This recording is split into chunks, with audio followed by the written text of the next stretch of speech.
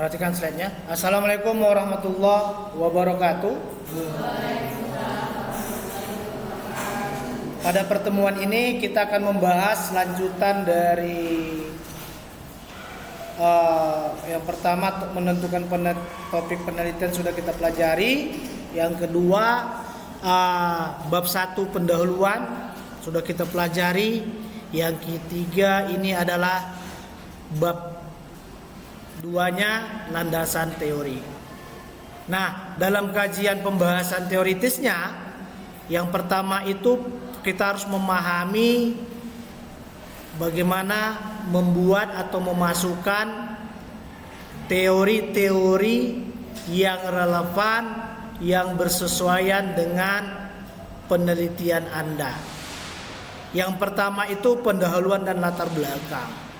Minggu-minggu yang lalu sudah kita bahas latar belakang masalah, rumusan masalah, dan batasan masalah itu di bab 1.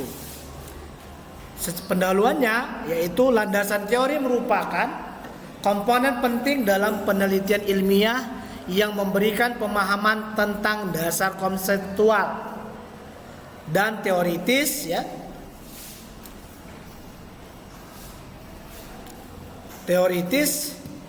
dari sebuah studi untuk membangun kerangka berpikir yang mendasari tujuan penelitian. Jadi kerangka berpikir inilah menjadi landasan Anda untuk membangun di bab 2. Bagaimana? Nanti akan kita bahas. Yang perlu yang Anda pahami latar belakangnya. Dalam penelitian pertama, sistem informasi pengelolaan inventaris berbasis web. Udah kita singgung minggu yang lalu ya. Pentingnya sistem informasi untuk mengelola stok yang efisien dalam UKM menjadi dasar teori yang dibahas. Kemudian dengan penelitian kedua, memprediksi harga saham melalui algoritma mesin learning untuk memberikan pandangan tentang kebutuhan teknologi prediktif atau prediksi yang efektif untuk membantu pengambilan keputusan investasi di pasar saham. Jadi kedua dari peneliti pertama dan peneliti yang kedua itu penting sistem berbasis data untuk efisien dan akurasi. Peneliti 1 harus ada datanya, peneliti 2 harus ada datanya. Oke. Sehingga berkesinambungan antara teoritis dan latar belakang. Nah, apa sih manfaat tujuan dan pada landasan teori? Tujuannya gimana nih? Menyusun landasan teori untuk memberikan pemahaman ilmiah. Pemahaman ilmiah ini dapat dipertanggungjawabkan.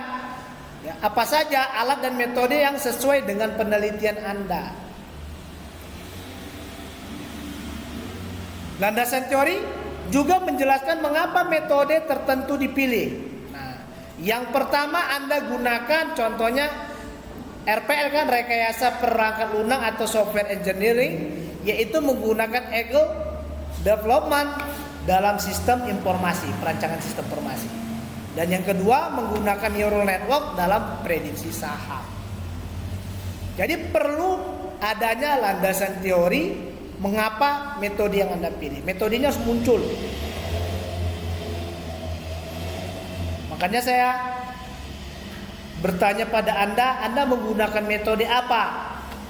Kalau di machine learning kan, pahami dulu metode, Excel-nya, baru kita tentukan metopelnya, objek penelitiannya apa, biar enggak pusing. Kemudian yang untuk PSI, perancangan sistem informasi, Anda menggunakan RPL apa, rekayasa perangkat lunak apa? Sesuai contoh adalah ego development. Kemudian apa manfaatnya? Mahasiswa diharapkan memahami bagaimana landasan teori membantu menghubungkan penelitian dengan temuan terdahulu. Jadi dengan adanya landasan teori ini menghubungkan penelitian Anda. Jadi temuan terdahulu. Makanya minggu-minggu yang pertama sekali saya suruh Anda tolong buat 5 artikel yang sesuai minat Anda. Kemudian Anda review kan? Agar apa? Mengidentifikasi celah itu kekurangan dan memadu pemilihan metode yang tepat. Contohnya Eagle dalam penelitian sistem informasi UKM. Ya, dan yang kemudian machine learning, algoritma machine learning untuk saham menawarkan kejelasan dalam teknik manajemen data dan prediksi. Jadi kedua-duanya memberikan wawasan bagaimana penelitian ini berkontribusi pada efisiensi proses dalam industri. Nah, jadi penting sekali landasan teori. Baru di landasan teori itu yang pertama metode yang akan Anda bahas. Teori-teori apa aja yang ada di dalam yang akan Anda buat. Bukan melebar, tapi mengkerucut sesuai dan relevan pada penelitian Anda. Misalnya Anda bahas Eagle Development PSI kan, tiba-tiba Anda masukkan waterfall yang nggak sesuai dengan tema penelitian Anda, atau algoritma Naive Bayes pada yang kedua, yang penelitian kedua. Nggak relevan, kenapa? Nggak sesuai dengan penelitian Anda. Yang Anda teliti itu 3 metode, misalnya neural network ya. Dia harus disesuaikan metodenya. Ya. Jadi yang Anda angkat itu adalah analisis. Bukan cara membuat codingnya, tapi analisis dari sistem pertama sampai langkah dengan yang terakhir, sampai menjadi satu kesatuan. Baik secara machine learning atau data science maupun PSI. Itu yang perlu Anda kuatkan. Ini kajian teoritis ya. Nah, kebetulan di sini ada 2 yang saya ambil contohnya. Yang pertama pengertian sistem informasi. Ya banyak ya. Dalam penelitian pertama dan penelitian kedua itu banyak teori-teori yang relevan. Yang pertama saya kasih contoh, sistem informasi adalah kumpulan elemen yang bekerja mengumpulkan dan mengelola data ya, dan mendistribusikan data guna mendukung pengambilan keputusan. Nah, dalam konteks penelitian pertama, sistem inventaris berbasis web membantu mengelola stok barang secara efisien melalui data real time oleh UKM. Kemudian memprediksi harga saham. Prediksi harga saham adalah upaya perkiraan saham di masa depan berdasarkan data historis. Jadi kita harus ada data historis. Dalam penelitian kedua, volume perdagangan, harga buka dan volatilitas menjadi variabel penting dalam menganalisis harga saham yang didukung algoritma algoritma machine learning, yaitu menangkap pola non-linear dalam saham yang fluktuatif. Fluktuatif itu apa Pak? Berubah-ubah. Jadi Anda perhatikan apanya? Teori-teori yang relevan. Saya ambil contoh, 1 berdasarkan PSI adalah sistem informasi, 1 ada yang berdasarkan data science atau data mining atau machine learning adalah prediksi harga. Jangan melebar kemana-mana ya. Jadi landasan teori itu cukup yang sesuai dengan penelitian. Kemudian metode rekayasa perangkat lunak ya, ini kita bahas untuk PSI Eagle Development. Nah, metodenya melalui Eagle Development metode Eagle adalah pendekatan fleksibel dan pengembangan perangkat lunak yang menekankan iterasi dan kolaborasi berkelanjutan antara pengembang dan pengguna. Ini gimana Pak maksudnya? Misal kita mau mengembangkan sistem kasir sederhana. Kemudian ada seseorang ya, atau kita observasi atau kita wawancarai beberapa pertanyaan dan itu berubah. Dan ini bisa didukung melalui Agile Development. Kenapa penelitian ini sistem pentaris? Agile memungkinkan sistem dikembangkan lebih responsif terhadap perubahan kebutuhan UKM. Dengan apa? Versi produk yang bisa diuji pada setiap sprint. Jadi dia ada tahapan-tahapan atau iterasi dari yang dikembangkan.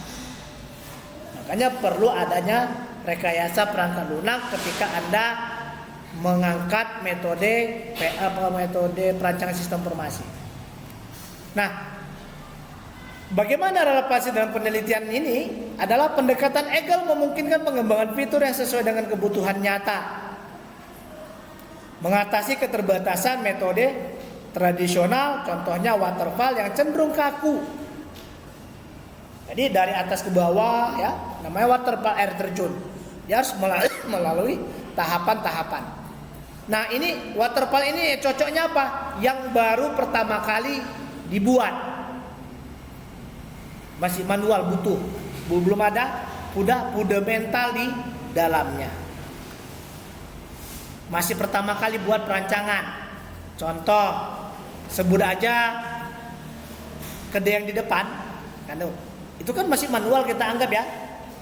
Dia datang, boleh kita bikin waterfall. Tapi kalau udah ada sistem yang dikembangkannya, lebih bagus menggunakan misalnya model Agile Development.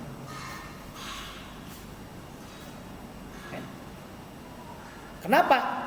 Antara si customer atau si yang membutuhkan sistem saling berinteraksi. Namanya ada di kata-kata dia adalah responsif. Kenapa? Datanya sudah ada kan yang kita kembangkan. Nah, bagaimana dengan PSI-nya? Adalah alat bantu pengembangan. Ini rata-rata menggunakan UML. Ya. UML menyediakan diagram, use case, kelas, masih banyak lagi ya, dan termasuk sequensi diagram. Ini Anda gambarkan fungsi, struktur, dan alur interaksi dalam sistem. Makanya ini sering disebut dengan metodologi penelitian kualitatif. Kenapa Pak? Ya jelas, dia melalui observasi atau mendeskripsikan sistem oleh kebutuhannya. Dalam penelitian inventaris, UML memetakan interaksi pengguna dengan sistem, mendokumentasikan proses pengelolaan stok, yaitu inventaris. Nah, itu dia. Kalau Anda nanti minatnya di bidang perancangan sistem. Nah, contoh penelitiannya gimana Pak? Contoh diagram seperti use case membantu mengidentifikasi fungsi utama yang dibutuhkan pengguna. Ya. Kemudian sementara kelas diagram mengembangkan hubungan antara data dan sistem. Kemudian pada penelitian inventaris, UML membantu pengembang dan tim memahami bagaimana setiap sistem bekerja dan berkontribusi pada capaian tujuan bisnis. Intinya ini adalah bagaimana Anda bisa memetakan kebutuhan dari pertama kali sistemnya identifikasi sampai dengan selesai melalui UML.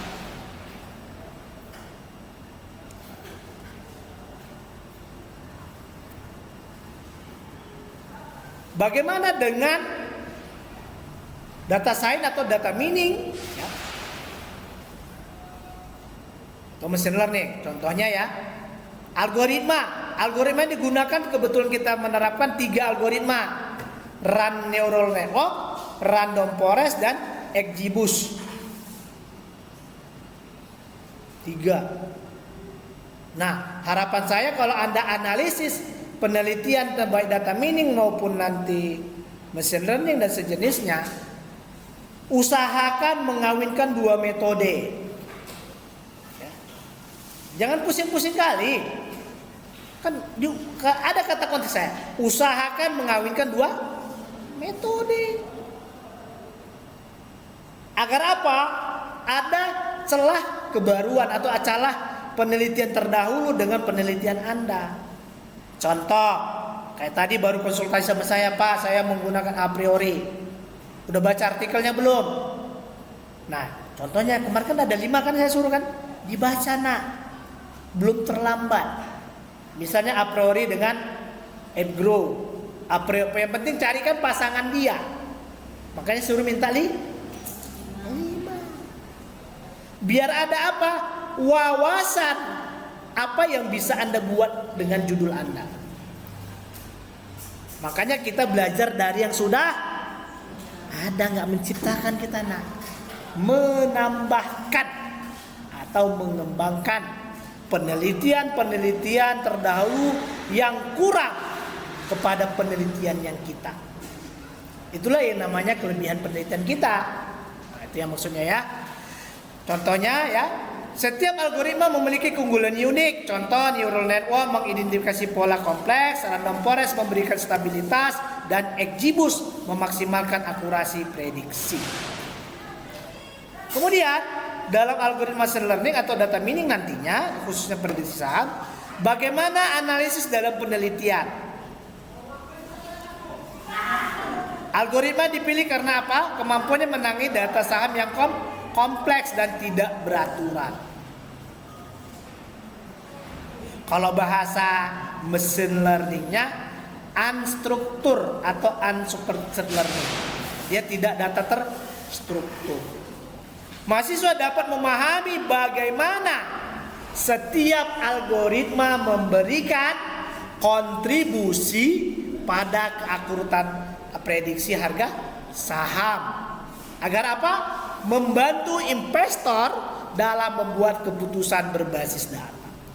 Ini enaknya kalau analitik, belajar pada data, mengawinkan metode matematiknya atau formula matematika dengan komputerisasi.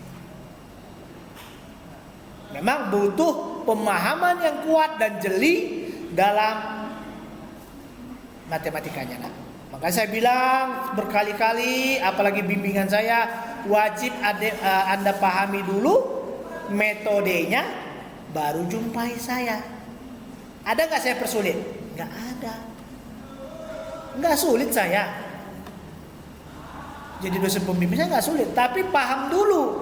Kok ada baca artikel? Udah Pak, mana artikelnya ini? Yang 5. Jadi apa yang kau kembangkan? Nah itu dia. Yang ini Pak. Mampu? Mampu. Selesai. ACC. Ada berapa lama? Nggak sampai 10 menit sama saya. Tapi dengan catatan, betul-betul engkau paham. Yang neliti siapa? Anda. Yang bimbing siapa? Saya. Yang ngerti penelitian siapa? Anda. Yang mengarahkan? Saya. Ya udah. Saya hanya sebagai fasilitator dalam proses pembimbingan kau, bukan untuk dimarah-marahi. Ya Pak, kok dimarah-marahi gimana? Ya kalau salah, nggak sesuai, ada saya marah? Nggak ada. Tapi saya arahkan. Oke. Nah, kemudian perlu adanya langkah-langkah ya nak. Setiap penelitian itu perlu jelas langkah penyelesaian masalahnya. Baik perancangan sistem maupun machine learning atau data science atau data mining. Pada penelitian pertama, apa itu Pak? Penelitian sistem inventaris tahapan perancangan diawali dengan analisis kebutuhan pengguna. Inilah yang namanya Anda perlu observasi. Ini kemarin saya bilangkan inilah yang namanya data. Apa yo? Lupa. Data primer. Data primer itu melalui dari apa? Observasi, survei lapangan. Mau pakai kuesioner boleh. Setelah dapat menjadi data, nah, udah hilang kemampuan Anda. Baru lagi saya bilang minggu lalu. Data apa? Dalam metode penelitian data sekunder. Kenapa? Dia sudah bentuk dokumentasi. Dari mana asalnya Pak? Dari observasi. Jelas penelitian kita, bisa dipertanggungjawabkan. Kemudian, di mana kebutuhan pengelolaan inventaris UKM diidentifikasi. Identifikasi itu apa, Pak? Dianalisis. Menggunakan apa, Pak? Diagram use case. Inilah peranan namanya perancangan sistemnya.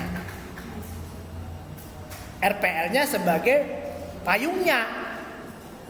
Rekayasa perangkat lunaknya apa? Payung.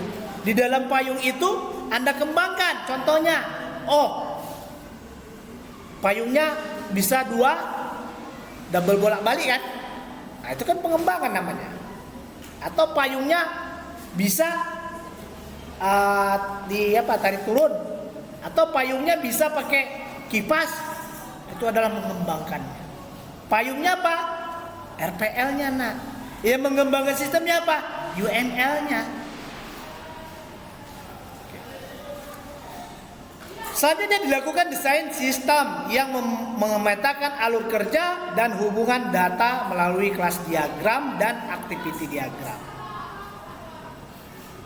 Setelah jelas use case-nya, siapa? Kan aktornya kan ada dalam aktor, kalau nggak saya di PSI belajar Anda. Ada aktor kan? Berapa aktor? Sistemnya bagaimana? Baru dilakukan pemetaan jalur kerja. Agar apa? Melihat apa yang akan kita kerjakan.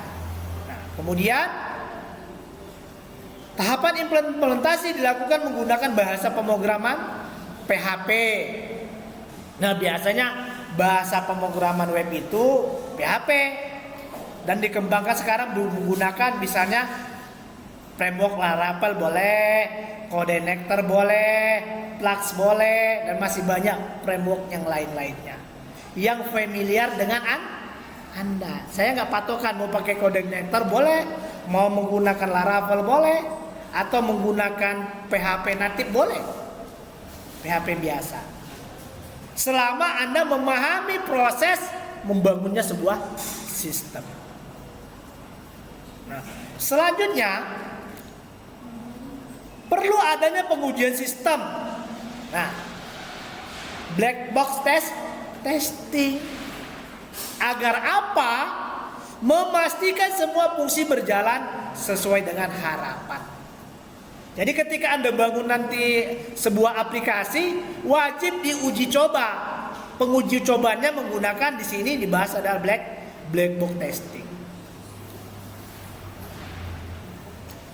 Nah, tahapan akhir evaluasi dari pengguna, itunya feedback. Nah,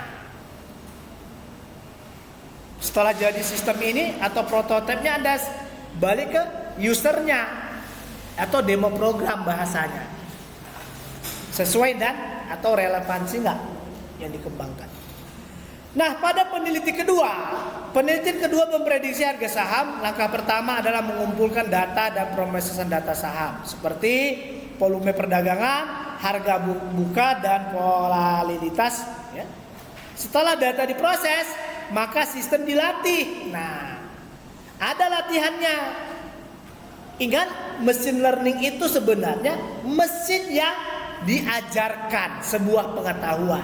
Ada 3 metode yang ada di dalamnya. Yang pertama, neural network. Anda masukkan data, ada data latih dan ada uji atau data testing. Persentasinya 80-20. Baru masukkan metodenya. Neural network, hasilnya apa? Masukkan metode random forest, hasilnya apa? Masukkan XGBoost, hasilnya apa? Masing-masing metode tersebut dievaluasi untuk mendapatkan akurasi prediksi yang optimal, di mana menggunakan MSE dan R2 ya. R-2 ya, untuk mengukur performa. Tahap akhirnya apa? Hasil analisis untuk memilih algoritma terbaik yang dapat diterapkan pada prediksi harga saham di pasar nyata. Kenapa Bapak lebih suka ke saham? Jujur, data yang paling realistis itu ada di saham. Pergerakannya tiap hari. Tinggal kita enak uji coba mau pakai metode apa aja. Bebas. Mau pakai Yahoo Finance bisa. Mau pakai Bursa Saham Indonesia bisa. Mau pakai Google Finance bisa. Luas nah. Makanya saya lebih tertarik dengan saham. Agar apa? Metode-metodenya bisa digunakan dengan data-data yang kompleks. Nah, setelah dibangun perlu adanya evaluasi model dan pengujian sistem. Agar apa nak? Agar mengetahui berjalan nggak yang kita teliti ini, sesuai nggak dengan harapan atau hipotesis kita, dugaan kita. Hipotesisnya, dugaan sementara kita. Nah, penelitian pertama pada penelitian sistem inventaris berbasis web di UKM, yaitu apa yang diuji Pak? Metode black box testing. Untuk apa? Mengevaluasi fungsi utama sistem berdasarkan input dan output yang diharapkan. Ini terjadi apabila sistemnya udah jadi nak. Udah jadi kan? Baru diuji dengan black box. Kalau Anda buat sistem, buat perancangan sistem informasi apapun itu, kalau belum jalan secara keseluruhan atau masih ada bug, itu belum bisa diuji. Jadi udah betul-betul jalan, baru bisa menggunakan black box. Nah, black box testing membantu memastikan bahwa setiap fitur itu atau bagian ya dalam sistem bekerja sesuai dengan spesifikasi tanpa memeriksa kode internal. Jadi kita nggak perlu buka jeroannya. Ini menggunakan algoritma apa? Ini codingnya apa? Kita lihat sistemnya jalan nggak sesuai dengan black box testing. Pengguna juga memberikan umpan balik, menilai kemudahan dan menggunakan keandalan sistem, sehingga pengelolaan sistem inventaris menjadi lebih efisien dan akurat. Udah. Kemarin kan udah saya ajarkan kan, black box itu bisa ada white box, ada UAD ya, dan yang lain-lain. Nah kalau Anda mau tembus sintak, kayaknya sintak 3 lebih bagus kalau PSI diambil di metode ini apa saya sih analisa saya dua metode khusus untuk pengujian sistem aja. Ya. Kembali saya tekankan khusus untuk pengujian sistem kalau buat aplikasi. Kalau mau tembus Sinta 3 ke atas lah saya bilang. Itu masih dalam analisa saya. Bisa benar dan bisa salah. Kalau 2 atau 3 berarti sudah betul-betul jalan di sistemnya nak. Mana yang bagus. Kalau RPL-nya Anda buat 2 pusing. Payungnya Anda kan payungnya kan susah kan, kalau udah payung pemahaman payung. Kalau kita tambah metode yang lain kan beda lagi nanti bentuknya. Tapi kalau pengujiannya ditambah 2 atau 3 nggak jadi masalah. Tetap satu payung. Peneliti kedua memprediksi saham evaluasi modal dilakukan dengan metrik ya, mean square error atau MSE dan root mean square error atau RMSE dan R square atau R2, MSE dan RMSE mengukur kesalahan rata-rata nilai prediksi dan aktual, yaitu data asli atau data training dan data prediksi. Sementara R2 mengukur seberapa baik model menjelaskan variasi data saham. Metrik ini membantu memilih algoritma yang paling akurat di antara neural network, random forest, dan XGBoost. Dalam prediksi saham memberikan keunggulan kompetitif bagi investor di pasar yang dinamis. Yang kita uji matematikanya nah. Matematika kita uji itu perlu pemahamannya, formulanya, kemudian kita uji dengan aplikasi. Biasanya ada perbedaan sedikit antara hitungan manual dengan aplikasi. Itulah namanya menggunakan analitik atau analisis. Dengan kok baik secara komparasi itu apa Pak? Perbandingan maupun algoritma tunggal atau algoritma itu sendiri. Pak boleh buat algoritma Pak saya algoritmanya Kimen, boleh aja. Tapi asal kau paham apa kelebihan dengan penelitianmu dengan penelitian sebelumnya. Dia ngembangkan hidung misalnya agak mancung, kau nambah mancung lagi, nah, itu kan namanya nambahin. Kita menambahkan yang sudah ada yang relevan sesuai dengan apa? Teori. Oke. Nah, ini dia metopelnya ya. Penelitian pertama, penelitian sistem informasi berbasis web. Metode penelitiannya kombinasi pendekatan kualitatif dan kuantitatif atau bahasanya mix mix method. Kan ada 3, kualitatif, kuantitatif, dan mix method. Pendekatan kualitatif melibatkan wawancara dan observasi. Makanya Anda ketika sudah di ACC penelitian Anda, wajib Anda observasi. Agar apa? Mendapatkan data. Apa datanya menjadi data sekunder berupa dokumentasi. Hasil apa? Observasi dan penglihatan Anda atau analisa Anda. Pendekatan kuantitatif dilakukan melalui pengujian sistem berfokus pada akurasi data, stok, dan kecepatan akses. Makanya pemahaman saya bagian ilmu komputer ini gabungan antara kualitatif dan kuantitatif. Dia bisa observasi dan bisa menghasilkan akurasi. Akurasi apa yuk? Jangan ketawa di situ. Nanti ditanya pura-pura hilang ingatan. Ya? Saya nggak suka kalau lagi serius-serius saja. Ini mata kuliah bukan mata kuliah yang enak, nah ini yang berat. Ujung tombak Anda mau tamat atau enggak, itu aja.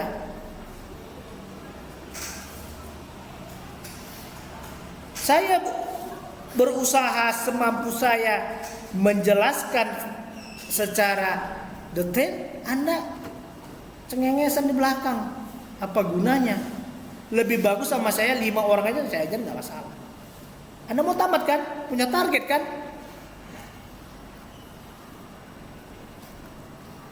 Ya? Tolong berubah itu. Penggunaan metode ini memungkinkan perancangan sistem sesuai dengan kebutuhan praktis pengguna sambil memberikan data numerik sebagai bukti efektivitas sistem. Itu dapatnya dari pengujian sistem. Nah, penelitian yang kedua, metode penelitian ini dalam prediksi harga saham menggunakan algoritma machine learning mencakup pengumpulan data saham historis. Apa yang kita cari? Volume perdagangan, harga buka, dan volatilitas. Kemudian kita analisis dan kita menjadi 2 bagian ya. Data set latih dan data uji. Kemudian dilakukan ya pengukuran akurat model prediksi menggunakan algoritma ada 3. Berdasarkan neural network, berdasarkan random forest, berdasarkan XGBoost. Pendekatan ini memberikan gambaran komprehensif atau mendalam atau detail tentang performa algoritma dalam kondisi pasar nyata, mendukung pemilihan model yang paling akurat dalam prediksi harga saham.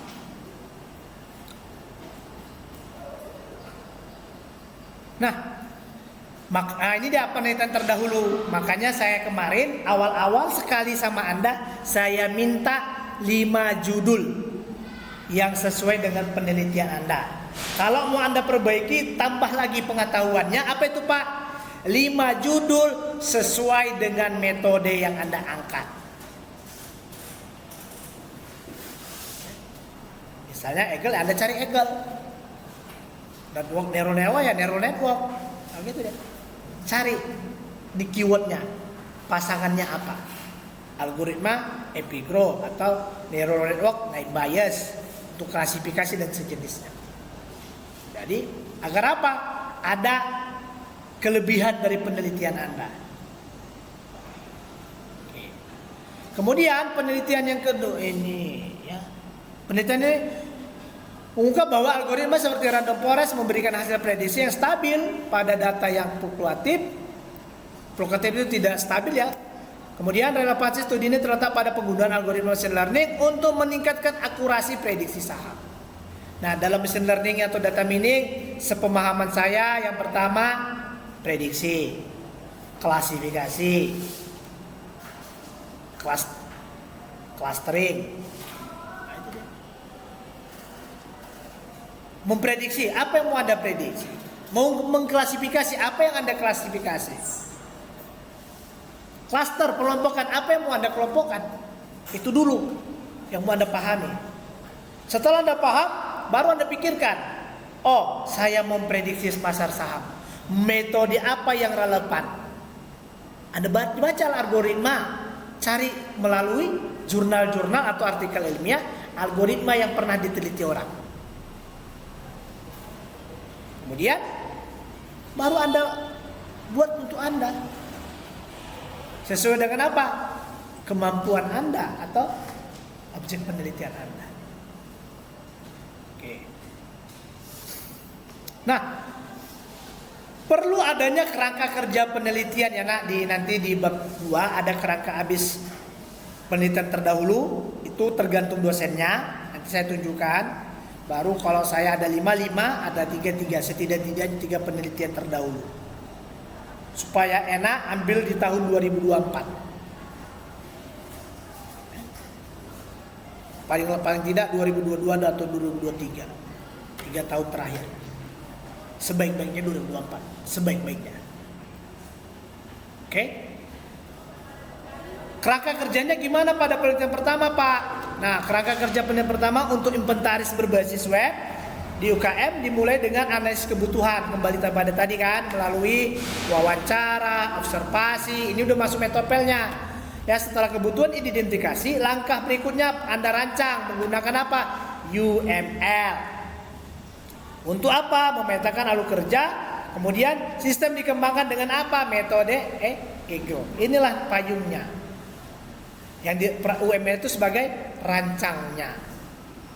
Pada tahap implementasi gunakan apa? PHP atau Laravel. Baru ada database-nya untuk menyimpan data, dan terakhir diuji validitasnya dengan black box. Kemudian penelitian kedua, kerangka kerja penelitian prediksi saham, yaitu pengumpulan data historis, volume, perdagangan, harga dan kualitas. Kemudian tahapan machine learning meliputi proses pembagian data menjadi pengujian serta pelatihan model menggunakan algoritma neural network, random forest dan XGBoost. Kemudian dievaluasi, perlu ada evaluasi. Nah, di PSI tadi adalah black box testing, kalau di sini adalah dengan metrik MSE dan R2. Menentukan akurasi aktivitas dalam prediksi harga saham. Nah, dalam kerangka kerja perlu ada flowchart. Flowchart. Oke. Flowchart inilah nanti yang Anda buat gambar. Ya. Gambar seperti apa? Nah, wajib nanti setelah itu Anda buat seperti ini kerangka nanti. Start. Kedua. Apa? Lakukan apa? Hasilnya apa? Baru ya, seperti itu. Boleh mau ke kiri ke kanan boleh, tapi harus ada ramalannya. Inilah kerangka kerja atau kotak penelitian Anda. Ini akan saya tunjukkan.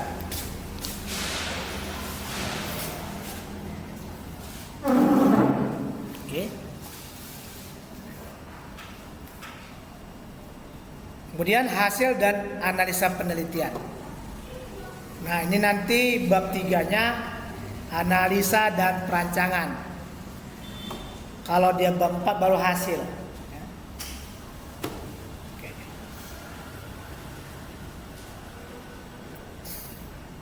Nah, hasil dan penelitian Pentaris menunjukkan peningkatan, harus ada peningkatannya. Efisiensi pengelolaan stok dan akurasi inventaris di UMKM didukung oleh penerapan EGL yang fleksibel, dan penelitian pada pasar saham Neural Network dan Exibus terbukti mampu memberikan hasil yang akurat dalam prediksi harga fluktuatif. Ini adalah hasil dari uji coba melalui penelitiannya. Baru berani angkanya berapa, hasilnya apa ya.